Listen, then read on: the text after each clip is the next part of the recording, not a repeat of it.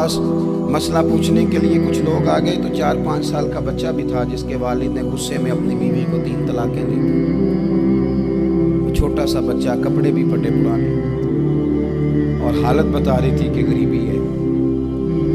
तो जब मैंने मसला बताया कि 3 तलाकें हो गई हैं तो वापस जाने लगे, तो बच्चा मुझसे कहता है, देहाती आदमी तो कहने लगा, मौलवी साहब मेरी अम्मा ते नानी कहनी असन पूछ के आई आप कि हुण असीं लहदा ही रहना है।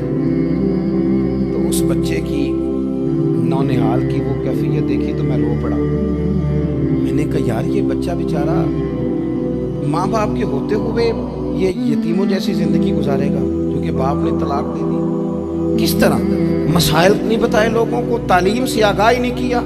और इसमें बहुत बड़ा जुल्म है उन लोगों का भी जो जनाजे पे खड़े होके तो कह देते हैं, मेरी तरह के लोग अच्छे उलमा की बात नहीं करता, वो कह देते हैं देखो जिन लोगों को जनाजा नहीं आता, भैया आपने किस दिन इशा के बाद क्लास लगाई थी जनाजा सिखाने की?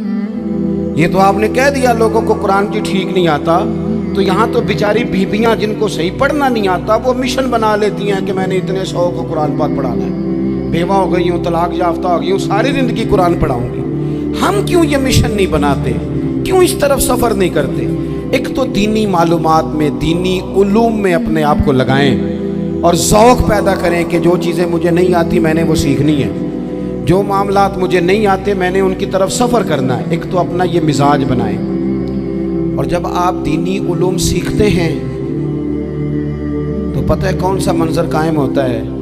मंज़र वो बनता है कि हज़रत अबू हुरैरा भी दीन सीखा करते थे, हज़रत अब्दुल्ला इब्न उमर भी असहाबे सुफ़ा में रहा करते थे, हज़रत अनस बिन मालिक भी रहा करते थे। और ऐसा मंज़र बनता है कि हज़रत सैयदा खदीजतुल कुबरा रज़ी अल्लाह तआला अन्हा फरमाती हैं, सैयदा फातिमा हुजूर की गोद में बैठी होती थी और नबी पाक से बातें पूछती थी और हुजूर उन्हें बता रहे होते। सैयदा आयशा हुजूर से दीन की बातें पूछती। चौथा हिस्सा हमारी फ़िक़्ह के उसूल हज़रत फातिमा की, हज़रत आयशा सिद्दीक़ा की मरवियात पर मबनी है। अगर हमारी बच्चियां छोड़ दें डाइजेस्ट पढ़ना, छोड़ दें इधर उधर की मूवी देखना और वो किताब व सुन्नत पर आ जाएं तो बहुत सारे मसाइल ऐसे हैं जो उलझने से पहले ही सुलझे हुए हों। दीनी तालीम का मिजाज और ज़ौक़। और दूसरी आयत करीमा मैंने तिलावत की, अल्लाह करीम ने कुरान मजीद में फरमाया, या अय्युहल्लज़ीना आमनू कू अनफुसकुम व अहलीकुम नारा, ईमान वालों खुद भी दोज़ख की आग से बचो और अपने घर वालों को भी बचाओ। ओ वालिद, वो माँ जो बच्चों को भूख से बचाने के लिए मेहनत करती है, उनको मायूसी से बहुत सारे माँ बाप ऐसे होते हैं जिनके पास कपड़े लेने के पैसे नहीं होते ईद पे। क्यों? अजान शुरू हो गई, अजान सुने जी। अजीज़ भाई, जिस तरह हम अपने बच्चों को देखें, बहुत सारे माँ बाप के पास गुंजाइश नहीं होती, लेकिन इस नीयत से कि बच्चों के दिल टूट जाएंगे, ईद पे कैसे गुजारा करेंगे, मुश्किल से भी कपड़े ख़रीद के देते हैं। इस तरह हम अपने बच्चों को भूख से, प्यास से, मायूसी से बचाते हैं। इस तरह हमारे रब ने हमारे ज़िम्मे लगाया है कि तुम अपने बच्चों को कोशिश करो दोज़ख की आग से बचाने की। हज़रत उमर फ़ारूक रज़ी अल्लाह तआला अन्हु ने अर्ज़ किया था, या रसूल अल्लाह सल्लल्लाहु तआला अलैहि वसल्लम, इस आया करीमा का माना क्या है? तो महबूब करीम अलैहिस्सलाम ने फरमाया, उमर, जिन चीज़ों का अल्लाह तुम्हें हुक्म देता है तुम अपने घर वालों को उन चीज़ों का हुक्म दो, जिन चीज़ों से रब रसूल तुम्हें मना करते हैं अपने घर वालों को उनसे रोको। अपने घर के अंदर निफाज़े दीन करने की कोशिश करो। मेरे भाई, बहुत ज़्यादा आजमाइश है हमारे घरों में, बेचैनियाँ हैं, इस्तराब है, बच्चों में सख्ती है, बहन भाई एक दूसरे के साथ लड़ते हैं, मिजाजों में तलखी आ गई। क्यों भला? इसलिए कि माँ बाप को जो बेहतरीन किरदार और जो हसीन तरीका घर में अपनाना चाहिए था, बच्चे तकरीर बाहर से सुनते हैं लेकिन वो फॉलो अपने माँ बाप को करते हैं। अगर माँ बाप में हौसला हो, सब्र हो, इत्मीनान हो, खुददारी हो, थोड़े पर गुजारा करने का मिजाज हो। देखे ना, आज डिप्रेशन है, टेंशन है, पैनिक्स अटैक्स हैं, बड़ी सारी चीज़ें आ गई। क्यों भला? सब्र नहीं, तहम्मुल नहीं, बुर्दबारी नहीं। आजमाए। एक दिन एक बच्चा मेरे पास आ गया मदरसे का और आके वो रोने लगा। میرے گھر والے کہنے لگے کھانا چھوڑ دیں، پہلے اس کی بات سن لے۔ میں نے کہا پتر کیا ہوا، کسی نے مارا ہے کسی استاد نے؟ کہنے لگے نہیں حضرت، گھر فون کیا تھا تو میری اماں اور ابا کی لڑائی ہو رہی ہے۔ بچہ کانپ رہا ہے، ٹانگیں کانپ رہی۔ میں نے کہا کیا ہو کیا گیا تمہیں پتر، لڑائی ہو رہی ہے تو گھروں میں ہو ہی جاتی ہے۔ کہنے لگے نہیں، آپ کو پتہ نہیں وہ بڑا سخت لڑتے ہیں۔ میرے والد جب میری والدہ کو مارنے کے لیے آگے بڑھتے ہیں تو ہم سارے چار پنجوں کے نیچے چھپ جاتے ہیں، ہمیں خوف آتا ہے، وہ منظر خطرناک ہوتا ہے۔ یہ کون تکلیف دے رہا ہے اپنے بچوں کو؟ یہاں بیٹھے ہمارے ہاں میلوں دور رہتے تھے اس کے گھر والے، تو وہ تکلیف میں تھا، تو گھر میں کیا کیفیت ہو؟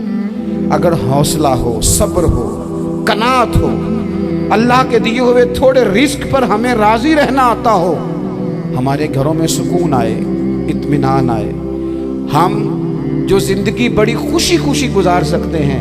ہمارے مزاجوں کا لالچ، ہماری طبیعتوں کی بے راہ روی، ہماری جھوٹی انا کا بت، ان ساری چیزوں کو ختم کر دیتا ہے۔ اپنی زندگی کے اندر اگر ہم وہ کردار اپنے بچوں کو دیں، جس کردار میں موبائل بھی ہو، جس میں گاڑی بھی ہو، جس میں پیسے بھی لا کے ابا دراز میں رکھتا ہو، لیکن والد کا گھر میں مصلی بھی موجود ہو، اس کی کوئی تسبیح بھی ہو، وہ یہ بھی کہتا ہو کہ خدا نے اپنے فضل سے آج 5000 دیا ہے تو اس میں 1000 غریبوں کا بھی ہے، اس میں تھوڑا سا میں نے اللہ کی رضا کے لیے بھی رکھا ہے۔ اگر کوئی مشکل آ جائے تو وہ باپ اور ماں کو صبر کرتا ہوا دیکھتے ہو، اگر ایک باپ کر بات کرے تو دوسرا برداشت کرتا ہو۔ خدا را اپنی اولادوں کو اس اذیت کا شکار نہ کرو۔ اپنے گھروں کے اندر وہ خودداری، وہ پیار، وہ وقار، وہ محبت، وہ انداز۔ آپ تھکے ہوئے ہیں، کوئی شک نہیں، آپ بہت سارے مسائل کا باہر شکار ہوں گے، کوئی شک نہیں، لیکن آپ باہر سے تھک کے آئے ہیں، اور اگر آپ باہر اپنی فیکٹری کے مالک ہیں اور دفتر کے بڑے ہیں تو گھر میں بھی تو آپ بڑے ہیں نا۔ آپ کی ماں بھی تو انتظار کر رہی ہے، اس نے بھی تو دکھڑا سنانا ہے نا آپ کو۔ آپ یہ دیکھیے کہ آپ کے بچے بھی تو انتظار کر رہے ہیں، وہ چاہتے ہیں کہ ابا آ کے بیٹھیں تو ہم ان کے سینے پہ چڑھ کے تھوڑا کھیلیں۔ آپ کی اہلیہ منتظر ہیں، کچھ باتیں بیوی کسی اور سے نہیں کہہ سکتی، صرف اپنے شوہر سے کہتی ہے، لیکن وہ تو آتے ہی جلال میں آ گئے صاحب، وہ کہنے لگے تو بڑی نالائق ہے، میں تھکا ماندہ آیا ہوں اور تو نے مجھے کہانی سنا دی ہے۔ وہ اس خاتون سے شدت کے ساتھ پیش آنے لگے۔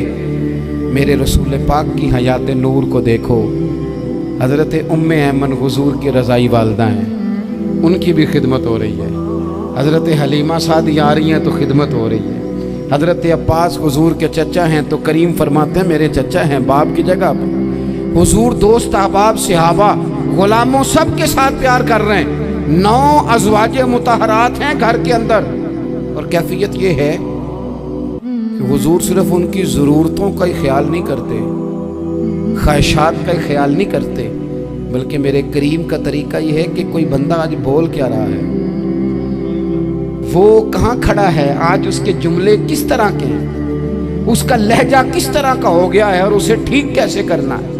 محبوب اس کا خیال فرماتے، توجہ کرتے۔ میں کہتا ہوں کہ ہم سب کو شوق آیا ہے آرام کرنے کا۔